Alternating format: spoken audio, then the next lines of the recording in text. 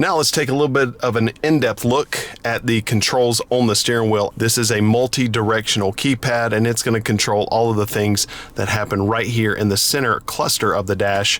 And let's jump in right there and take a look at the detailed information on that center multi-information display. So what I'm going to be doing right now is using that multi-directional keypad on the steering wheel to control what you see right here in this multi-information display.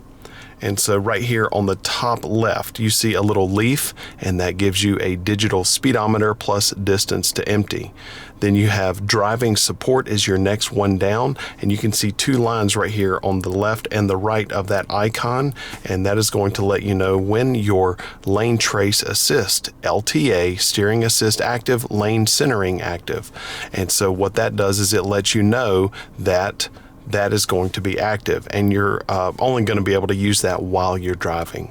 This is also going to be used for radar cruise control. You will see a little blue block right there. Once radar cruise control is actually active, there it is, and you can see 3 blue blocks, and that maintains the distance between the Highlander and the vehicle in front of you according to this breakdown. So that's the furthest distance, that's next furthest, and then that's the closest. So when you start using radar cruise control, until you get used to it, I recommend using all 3 blocks, the farthest distance, but that is the distance there. The shortest distance, that's what I actually prefer to drive on now that I am used to driving with radar cruise control. It's a great feature. Scrolling down again, there's audio. So whatever audio you're playing through the speakers in the vehicle, that is what's going to show up right there. And then you can press OK for source, or to change the source from AM, FM, satellite, all those things, or Bluetooth, whatever you want to do. And then this is going to be a whole suite of safety stuff. So this is going to be pre-collision system,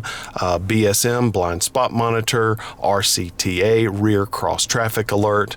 I love all of these things. They all work really, really well in the vehicle to keep you safe. It's really good stuff.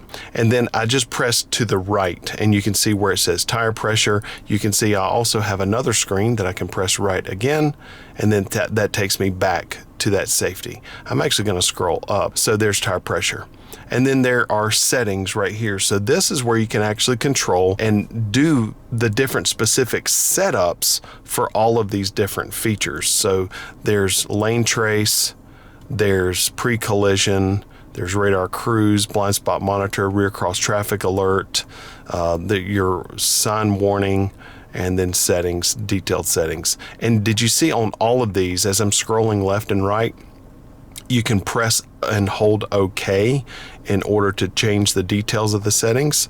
So LTA, lane trace assist, there's lane centering, it's on. There's your sensitivity, sway warning, and sway sensitivity. I'm going to hit the back arrow and then back out of that, and then you can just continue to do that. So if I wanted to change something with the pre-collision feature, press and hold OK, and as you saw from before, I can go into that feature and change the detailed settings. Seatbelt status, I love that feature. You can see the driver's side is red. That indicates that I do not have my seatbelt on, but that will actually tattletale on all the people in the car. It will let you know who does not have their seatbelt on. So that's going to be your center multi-information display using OK, up, down, left, right on the front of the steering wheel in order to operate that entire thing.